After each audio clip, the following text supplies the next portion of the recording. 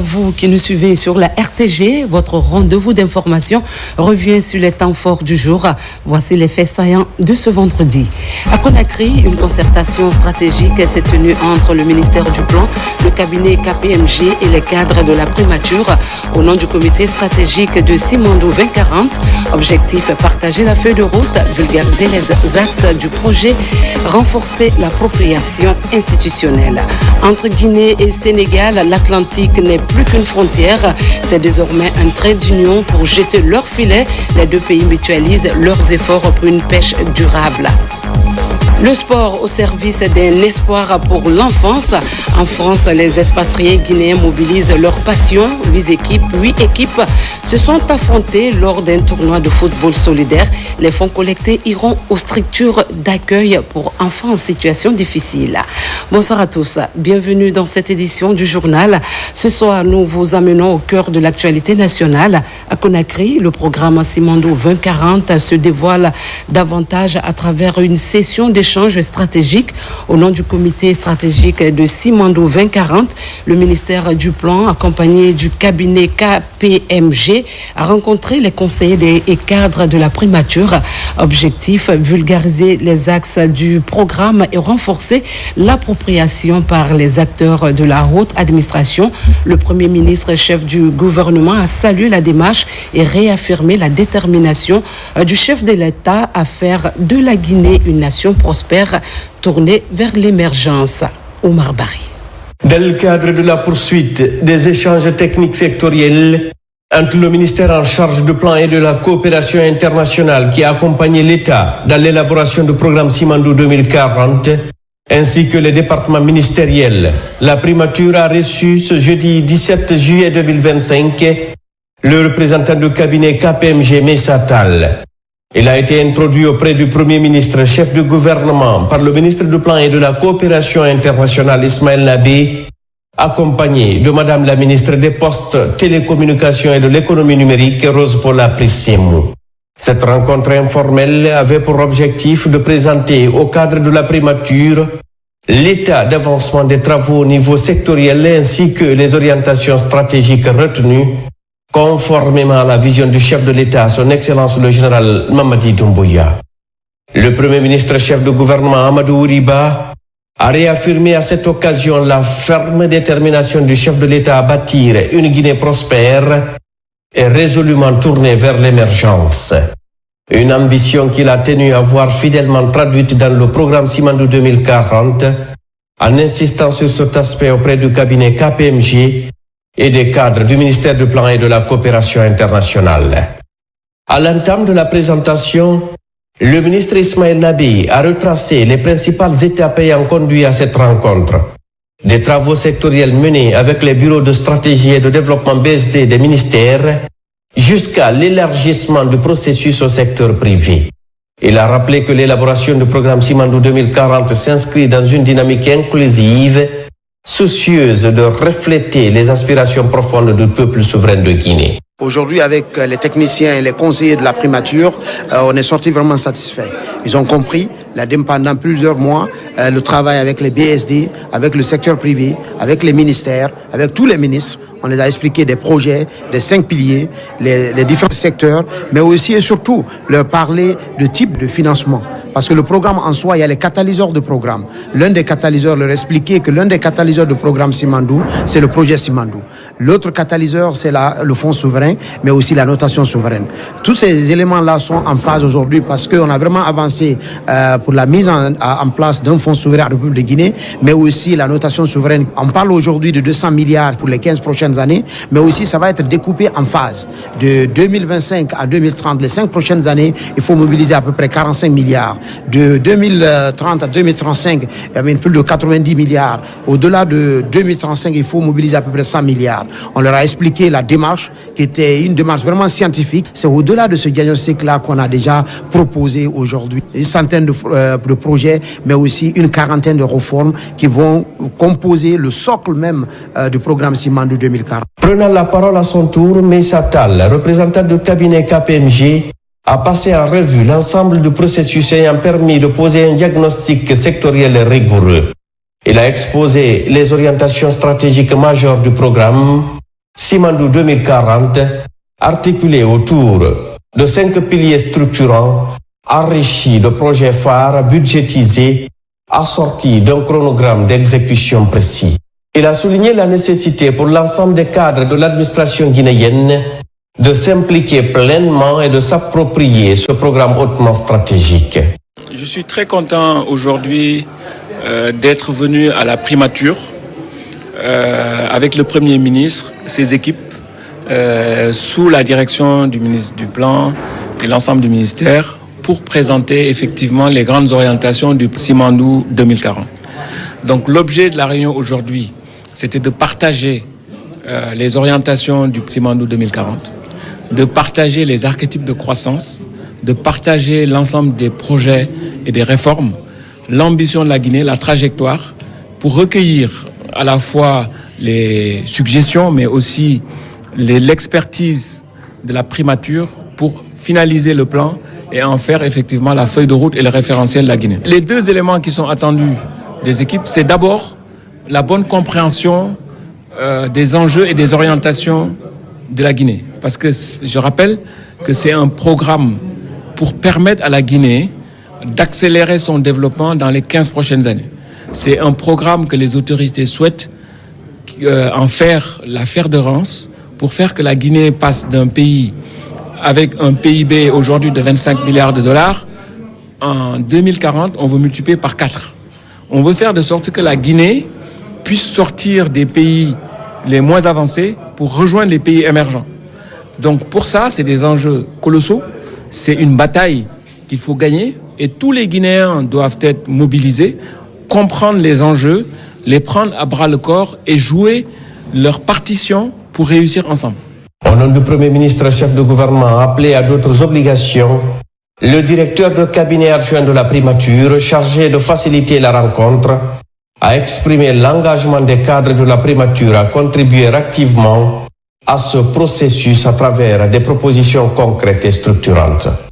Il était question donc que l'équipe passe à la primature en tant qu'institution de la République en charge de la direction de la coordination et de l'impulsion de l'action gouvernementale, d'être briefé sur l'étape actuelle de l'élaboration de ce document de développement.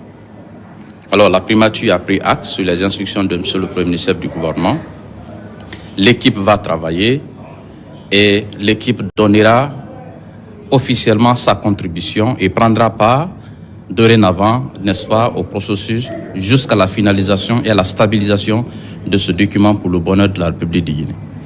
Ceci dit, M. le Premier ministre a réitéré l'engagement du chef de l'État à ce que ce programme puisse permettre à la Guinée de sortir de l'ornière et toute l'équipe de la primature est disposée, est totalement mobilisée pour accompagner l'équipe en charge de l'élaboration de ce document pour notre pays. La rencontre s'est achevée sous de bons auspices, dans un esprit d'ouverture et de collaboration avec une approche d'inclusivité totale réaffirmée par le cabinet KPMG en conformité avec les orientations stratégiques du comité stratégique de Simandou dirigé par le ministre directeur du cabinet de la présidence Djiba Diakité. Une dynamique qui vise à matérialiser la vision refondatrice de son Excellence, le général Mamadi Doumbouya, président de la République, chef de l'État. Le réseau ouest-africain pour l'édification de la paix, WANEP Guinée, vient de mettre en place une nouvelle plateforme multi-acteurs et mécanisme d'alerte et de réponse rapide conçu pour anticiper et atténuer les risques de violence électorale. Ce dispositif fondé sur la participation citoyenne vise à faire de la paix un réflexe collectif et non une option de secours. Marwan Kamara. En Afrique de l'Ouest, les périodes électorales sont souvent marquées par des actes d'incivisme. En Guinée, pour prévenir ces dérives, un dispositif innovant vient d'être lancé à Conakry. Le groupe national de réponse à la violence électorale. Cette initiative s'inscrit dans le cadre du projet régional Suivi, analyse et atténuation de la violence électorale 2023-2026. L'objectif, c'est d'accompagner la volonté des autorités guinéennes pour la tenue de ce référendum qui est un pas attendu, non seulement en Guinée, mais dans la sous-région vers, disons, l'ordre constitutionnel tant attendu étant, disons, démontré comme un besoin par les autorités en Guinée. Nous croyons fermement que la paix durable ne peut être atteinte que par l'action collective, l'anticipation et la valorisation des capacités locales. Ensemble, faisons du groupe national de réponse électorale un modèle d'analyse conjointe, de réponses anticipées et d'actions concertées pour une Guinée apaisée. Cette plateforme multi-acteurs regroupe toutes les couches sociales. Elle bénéficie du soutien financier de l'Union européenne et mise en œuvre par WANEP en partenariat avec la communauté économique des États de l'Afrique de l'Ouest, CEDEAO. Nous avons souhaité de soutenir une approche intégrée de la prévention de la violence électorale. Une approche qui allie alerte précoce, analyse fine et réponse rapide. En Guinée, ce groupe incarne la volonté dans sa forme la plus inclusive. L'Union européenne restera à vos côtés avec constance et dans un esprit de co-construction. Les résultats de vos travaux et réflexions sont attendus avec impatience afin de lancer cette ère de co-construction pour des élections sans violence en République de Guinée. Le projet couvre les 12 pays de la sous-région, dont la Guinée. Il ambitionne de promouvoir une gestion inclusive et participative du processus électoral afin de garantir un climat de paix et de stabilité avant, pendant et après les scrutins. Autre sujet d'actualité, à Conakry, magistrats et greffiers du ressort de la Cour d'appel se retrouvent autour d'un enjeu commun, harmoniser la pratique judiciaire pour mieux servir les justiciables, une initiative portée par la Cour d'appel elle-même dans le cadre de la réforme engagée pour un fonctionnement plus fluide et équitable des juridictions. La rencontre a enregistré la présence du ministre de la Justice et du premier président de la Cour suprême.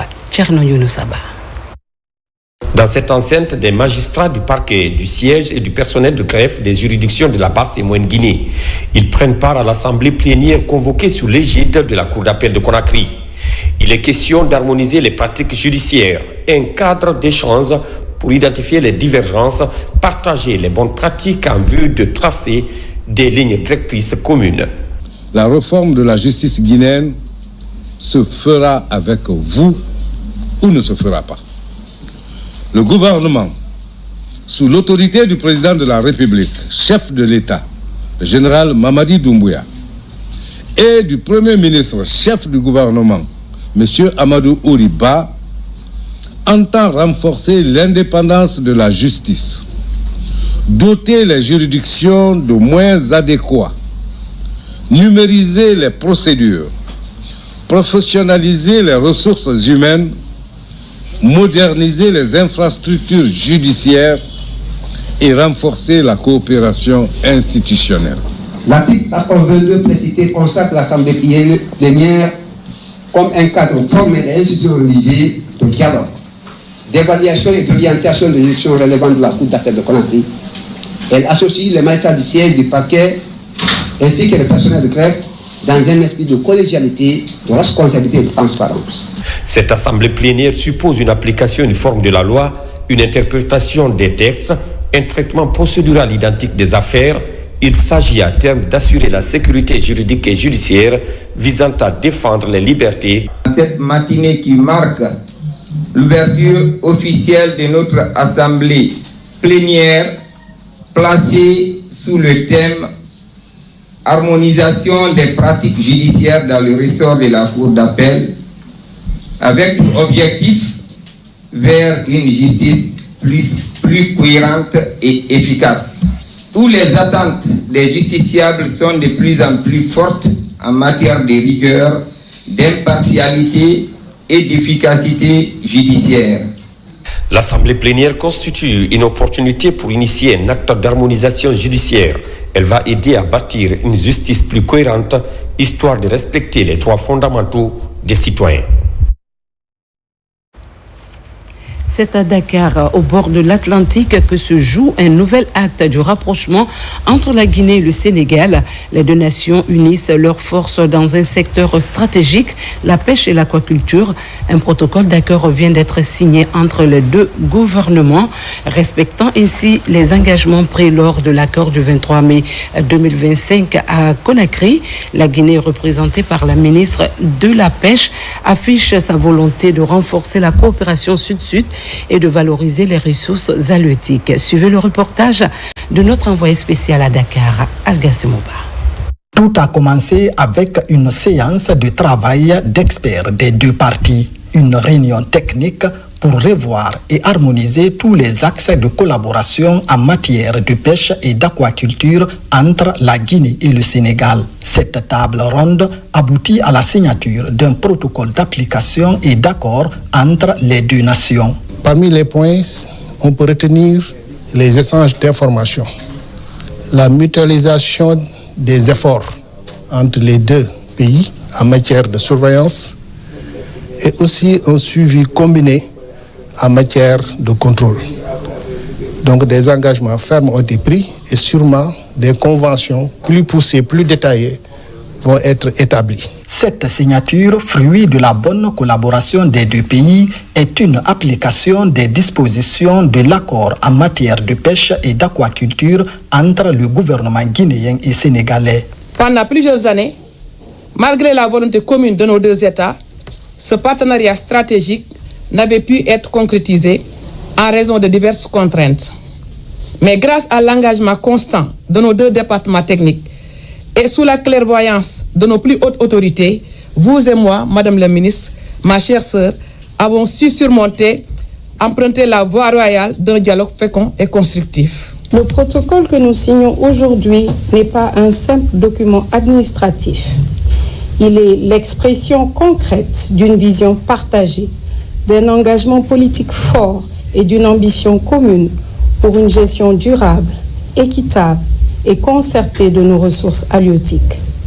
Il traduit également notre volonté d'encadrer, de formaliser et d'optimiser les relations de partenariat qui unissent depuis longtemps les professionnels de nos deux pays. Aux yeux des spécialistes, cette coopération halieutique serait bénéfique aux deux pays, ce qui rime avec les exigences du chef de l'État, celle d'avoir des partenariats gagnant-gagnant avec les différentes nations à travers le monde. À présent, ce communiqué émanant du ministère de l'Agriculture et de l'Élevage, garde obligatoire du bétail pendant la période culturelle.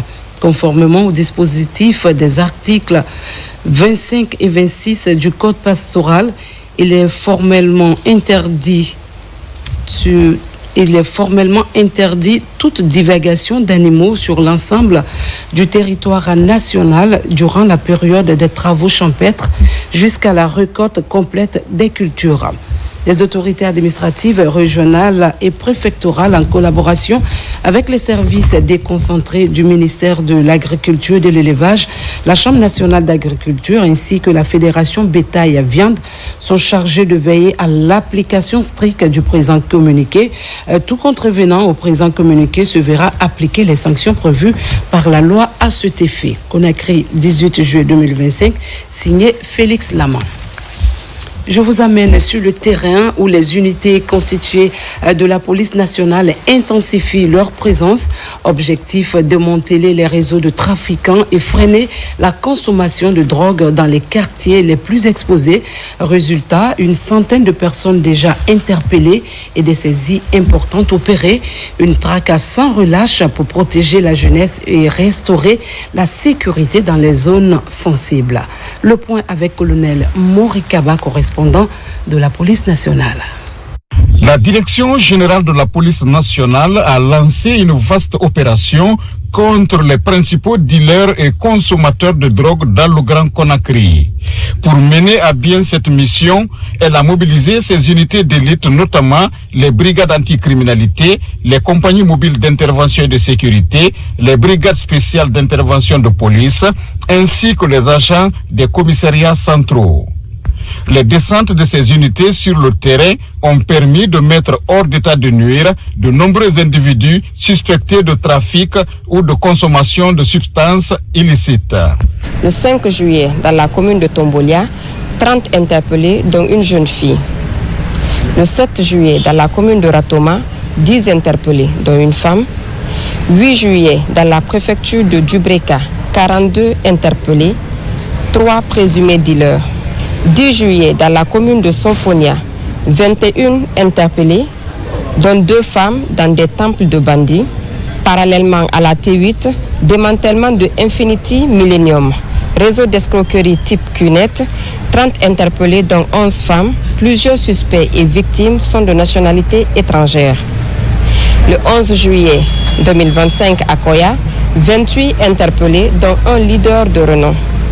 Le 13 juillet 2025 dans la commune de Gessia, 11 personnes interpellées dont une femme. 14 juillet 2025 dans la commune de Kaloum, 35 personnes interpellées dont 2 femmes. Partout lors de ces opérations de ratissage dans des nids de bandits, il y a eu plusieurs objets de saisie, notamment d'importantes quantités de couches, du chanvre indien en vrac et en boule, plusieurs paquets de crack, du shit, du tramadol, du rizla, plusieurs armes blanches, dont un sabre samouraï. Il y a également eu une saisie de matériel informatique, des registres et d'autres documents compromettants. Des opérations menées en pleine journée permettent souvent de surprendre vendeurs et consommateurs en flagrant délit, comme en témoigne ce présumé dealer de drogue. On m'a attrapé à cause de chambre indien. Chez moi, ouais, je consomme. Les militaires sont descendus, j'étais couché. On est venu m'attraper. Ouais, je reconnais les faits. Ces actions de lutte contre les dérives sociales menées par la police nationale traduisent l'engagement des autorités à débarrasser Conakry et ses environs du fléau de la drogue avec une attention particulière portée à la protection de la jeunesse. Et puisqu'on en parle, à Tombolia, la riposte s'organise contre le poison silencieux qui gangrène la jeunesse. Dans une commune où certaines zones sont devenues des foyers criminogènes, les autorités locales prennent les devants, réunissant chefs de quartier, responsables de débarcadères, forces de sécurité et représentants communautaires. Elles misent sur une stratégie de sensibilisation et d'action. L'objectif est d'impliquer toutes les couches sociales pour enrayer le fléau et restaurer la sécurité. Mohamed Lamine Camara, reportage. Sous ce hangar, plusieurs doses d'une poudre grisâtre que ces jeunes détiennent dans de minuscules bouts de papier repliés mélangés au tabac, c'est bien la drogue couche. Aujourd'hui, ce stupéfiant de synthèse bon marché gagne de plus en plus du terrain en Guinée. Face à cette situation inquiétante, l'État, à travers les services spécialisés, mène une lutte sans merci contre le phénomène. Ici, dans la commune de Tombolia, des initiatives d'anticipation se multiplient pour une campagne de sensibilisation à grande échelle. L'objectif de la rencontre d'aujourd'hui était de réunir au même endroit les chefs de services de sécurité, autrement dit, tous les créneaux utiles pour le véhicule de messages de responsabilité partagée en vue d'endiguer la consommation de la drogue et d'autres stupéfiants qui sont aujourd'hui des pièges dans lesquels se trouve plongée la majorité de la jeunesse. Et nous comptons beaucoup sur les services de sécurité. Les acteurs impliqués dans ce processus de lutte s'imprègnent des stratégies à mener dans les lieux ciblés comme des débarcadères ou encore des points de regroupement des jeunes dans les quartiers. Désormais, ces acteurs sont motivés pour relever le défi. Nous demandons humblement la jeunesse, surtout la population civile et l'autorité elle-même, de collaborer avec les services de sécurité pour pouvoir avoir une force d'éradiquer ce fléau. C'est la volonté d'abord de la population, en commençant par les familles, dans les carrés, dans les secteurs et dans le quartier dans sa totalité. Il est temps de se lever pour contrecarrer les bandits. Pour gagner le pari de cette sensibilisation, les autorités locales de Tombolia entendent mettre aussi les organisations de jeunesse à contribution pour une campagne réussie dans cette commune. C'est dans les ruelles animées de Koronti à Kaloum que la nouvelle constitution entame son parcours vers le peuple. Pas de discours ni de tribunes officielles. Cette fois, c'est le porte-à-porte qui fait foi. Des équipes sillonnent les quartiers et documents en main pour expliquer, échanger et remettre une copie du projet constitutionnel à chaque citoyen rencontré. Une campagne de proximité qui vise à faire de chaque Guinéen un acteur informé du processus de refondation. Alpha Isiagaba. Devant les citoyens de Koronti, un message d'actualité est véhiculé. C'est la campagne porte-à-porte de vulgarisation du projet de nouvelle constitution.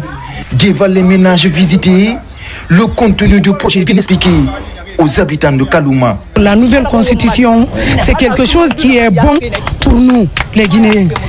Je demande à tous les Guinéens de soutenir ça. C'est une bonne chose, une bonne initiative pour nous. À l'origine de cette campagne de sensibilisation porte-à-porte, esprit CNRD, dans chaque ménage, une copie du projet de nouvelle constitution est remise aux citoyens. Notre objectif premier aujourd'hui, c'est de faire en sorte que le 8 passe. Le 8 passe à 100%. Donc aujourd'hui, pour que le 8 passe, il est obligatoire qu'on vienne vers les populations pour leur expliquer, leur traduire réellement le contenu et leur présenter cette nouvelle constitution qui nous rassemble et qui nous ressemble. Cette campagne porte-à-porte est le début d'une vaste campagne de vulgarisation du projet de nouvelle constitution. L'opération va toucher toutes les communes de Conakry. L'État veut des résultats, fini l'ère des postes sans bilan. Le ministère du Travail et de la Fonction publique amorce un tournant.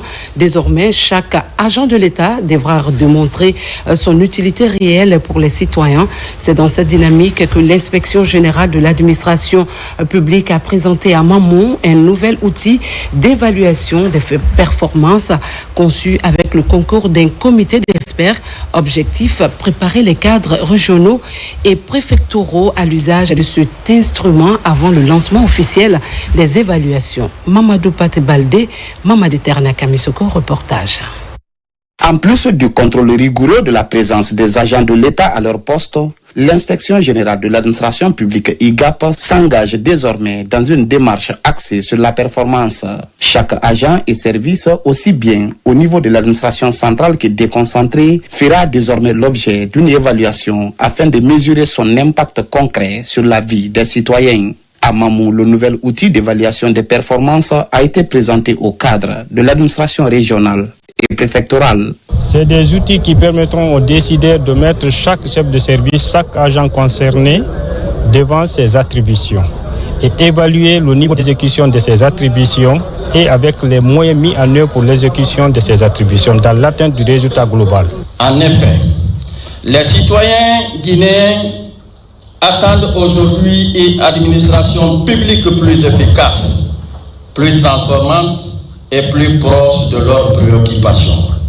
Pour répondre à ces attentes, il est crucial de doter nos structures de mécanismes d'évaluation objectifs, fiables et équitables. Mis en place par le ministère du Travail et de la Fonction publique avec l'appui d'un comité d'experts, cet outil innovant vise à instaurer une culture de performance au sein de l'administration. Si l'agent sait qu'il doit être évalué dans les prestations qu'il est en train de donner, il fera très attention au travail qu'il est en train de faire. Parce qu'il sait qu'il est assujetti à des obligations qui l'amènent à un résultat. Donc nous pensons que les chefs de division des ressources humaines, les inspecteurs régionaux de l'administration publique sont des vecteurs de diffusion de cet outil de travail. Ces séances d'appropriation de l'outil facilitent le travail des inspecteurs régionaux de l'administration publique et des gestionnaires des ressources humaines. Cette réforme s'inscrit pleinement dans l'ambition d'instaurer une administration performante et orientée vers les résultats en cohérence avec la vision Simandou 2040. Et puis cette brève, le compte à rebours électoral se poursuit en Guinée avec une nouvelle avancée dans la quête de transparence. À Conakry, le ministère de l'administration du territoire et de la décentralisation a convié les institutions républicaines à une session de restitution. Au menu, la présentation des données provisoires issues du registre national des personnes physiques et du fichier électoral biométrique, un exercice de transparence qui vise à renforcer la confiance et la crédibilité du processus auprès de tous les acteurs. Nous y reviendrons plus en détail dans nos prochaines éditions d'information. C'est à Conakry que les ponts commerciaux entre la Guinée et le Canada commencent à se construire. Une table ronde stratégique s'est tenue, portée par le ministère du Commerce, de l'Industrie et des PME à travers l'APIP. Le but est d'étudier les bases d'un partenariat d'avenir avec le groupe canadien CSL, géant du transport maritime de vrac, une entreprise qui voit dans la Guinée une porte d'entrée stratégique en Afrique de l'Ouest et qui envisage même de s'y implanter. Abdul Karim Kamara signe ce reportage. Depuis le début de la refondation, l'APIP n'a de cesse d'attirer les investisseurs étrangers. La destination Guinée est de plus en plus vendue. Dans cet élan, Investissement Québec, à travers le groupe CSL, trouve aussi son compte. C'est une entreprise de transport maritime canadien qui facilite les échanges dans les chaînes d'approvisionnement et d'exportation.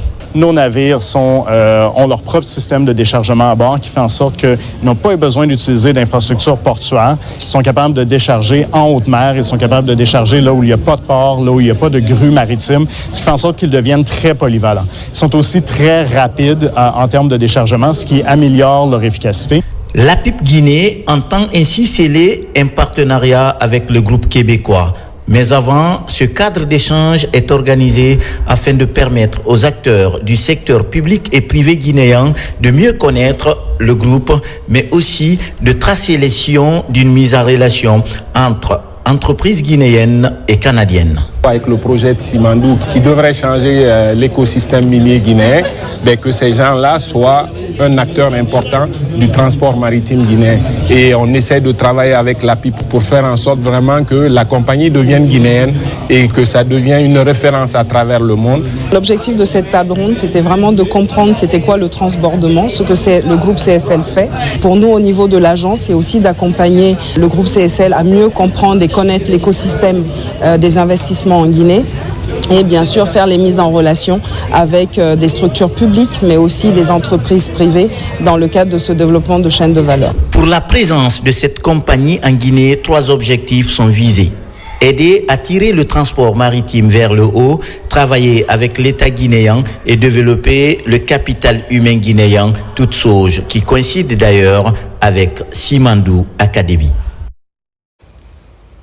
Toujours dans l'actualité nationale, la clap de fin à Conakry sur les travaux de réflexion autour de l'un des piliers du développement durable, le capital humain, présidé par le ministre du Plan et de la Coopération internationale. Cette session a permis de poser un regard lucide sur les défis éducatifs, économiques et sociaux du pays, mais elle a aussi relevé des orientations pour poser les bases d'une Guinée où chaque citoyen, dès le plus jeune âge, pourra développer pleinement ses compétences et sa contribution à la nation. Daouda Tabansila.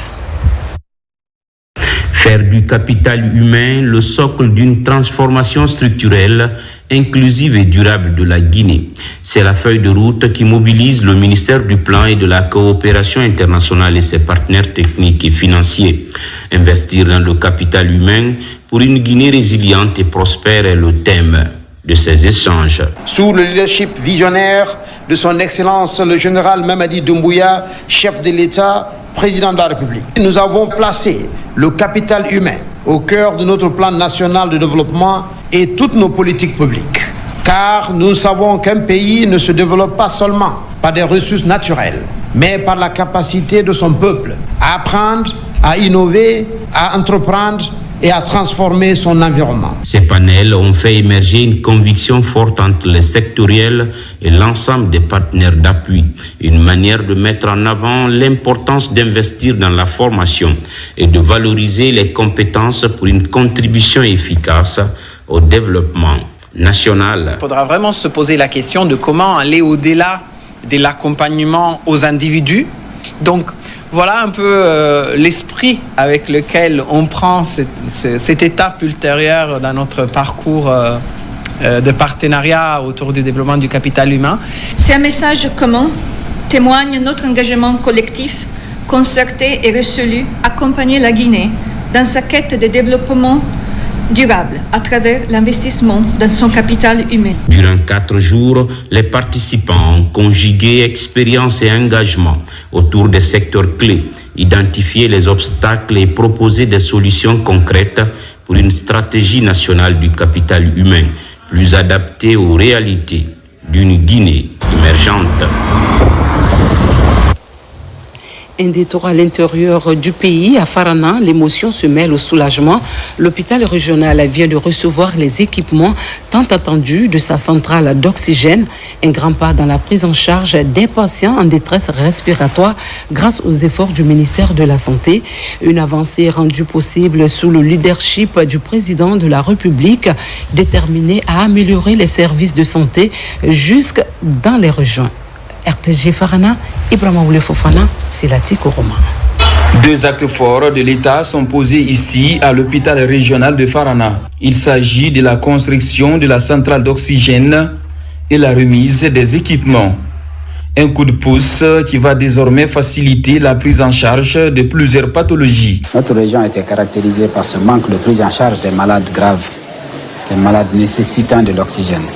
Les nouveaux-nés nécessitant de l'oxygène devraient être transportés jusqu'à Conakry pour y recevoir des soins. Et Dieu seul sait combien de personnes périssaient au cours de ce transport. Donc avoir cet équipement ici, la production, le transport dans la région, ce n'est qu'un ouf de soulagement.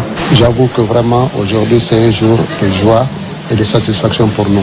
Raison pour laquelle nous pensons qu'il faut remercier à tous les niveaux les autorités et en premier lieu son Excellence Dr Oumar Djoueba pour son leadership et tout le gouvernement de M. Mamadou Ouriba et sous le guide éclairé de son Excellence le général Mamadi Doumbouya. Parmi ces équipements sanitaires, plusieurs d'entre eux comme des machines pour la production d'oxygène, les extracteurs d'oxygène, des obus pour le stockage d'oxygène qui seront répartis entre les autres préfectures de la région. C'est l'engagement du gouvernement. Le président l'a dit, qu'il va doter toutes les régions d'une centrale d'oxygène. Et pour celui qui sait l'importance de l'oxygène dans nos vies, je suis là pour toucher du doigt la réalité et d'abord évaluer, n'est-ce pas, le site de réception, voir l'avancement des travaux. Ces équipements, une fois réceptionnés, ils vont être installés et mis en marche pour le bonheur des populations de Farana. À Mamou, l'engagement en faveur de la jeunesse prend une nouvelle forme grâce à une initiative portée par le mouvement OVA GMD. La maison des jeunes vient d'être équipée en matériel de sonorisation, un geste pour animer cet espace et surtout offrir des alternatives saines et attractives aux jeunes, les occuper, stimuler leur créativité et les détourner des illusions de la migration clandestine. Mamadou Paté-Baldé, reportage. Dans cette salle polyvalente de la Maison des Jeunes, la jeunesse de Mamou dit merci au chef de l'État, le général d'armée Mamadi Doumbouya. Ces jeunes ont traduit leur reconnaissance au président de la République qui vient de mettre à leur disposition du matériel et des équipements audiovisuels. À travers ces dons, le général Mamadi Doumbouya voudrait vous faire comprendre qu'il est là pour l'avenir de la jeunesse et pour tous les bien-être pour les Guinéens. Il compte sur nous les jeunes pour l'accompagner dans sa vision et pour une Guinée émergente. Pour cela, nous devons nous préparer à voter massivement pour la nouvelle constitution. Votre action nous va droit au cœur. Votre action nous galvanise. Je voudrais inviter au directeur de la Maison des Jeunes d'en faire bon usage, de n'utiliser ces équipements qu'à l'exclusivité en faveur de la jeunesse qui fréquente la Maison des Jeunes. Cette initiative présidentielle va aider les jeunes de Mamou à pallier au manque d'équipements et des appareils de sonorisation pour des événements socio-culturels afin de renforcer leur divertissement. Ça, c'est une opportunité pour eux, puisque aujourd'hui, à travers l'Internet, vraiment, c'est le monde. Et donc, parce que nous encourageons les jeunes vraiment à aller vers des recherches. En plus de ces équipements, ils pourront désormais suivre les événements sur Canal+ et profiter de l'Internet pour se connecter au monde. Une initiative saluée par l'ensemble des structures d'encadrement de jeunesse de Mamou. Elles ont suivi, écouté, appris. Aujourd'hui, elles passent à l'action. Après plusieurs mois de formation en ligne, les jeunes participantes du programme de mentorat Une fille, un avenir entament leur semaine d'immersion sur le terrain. Cette troisième cohorte s'investit dans 4 domaines: l'humanitaire, la communication, le digital et l'entrepreneuriat. Cette génération de femmes leaders aura pour tâche d'impacter la vie professionnelle et sociale en Guinée. Abdoulaye Diallo pour plus de détails. Cette rencontre est le couronnement de 3 mois d'échanges virtuels. Des échanges qui ont porté entre autres sur le renforcement des capacités, le leadership féminin et la gestion financière. Le but est d'éveiller la conscience et l'engagement féminin de ces jeunes filles venues de diverses catégories sociales. Puisque moi je suis de la catégorie humanitaire, ça m'a permis vraiment de pouvoir faire des choses, que ça soit petite ou grande, commencer quand même quelque part. Et aujourd'hui, je pourrais dire Dieu merci, je suis cette humanitaire que vous voyez là. Cette initiative est une réponse aux nombreuses préoccupations rencontrées par les jeunes filles dans leur parcours, d'où la mise en place d'un programme mentorat pour leur épanouissement professionnel. Nous sommes à la 3e édition. On a pu accompagner 101 jeunes filles et dames pendant les 2 précédentes éditions. Et avec celle-là, il y avait 174, mais il n'y a que 85 qui seront certifiées. Une fille en avenir, c'est une école de transformation.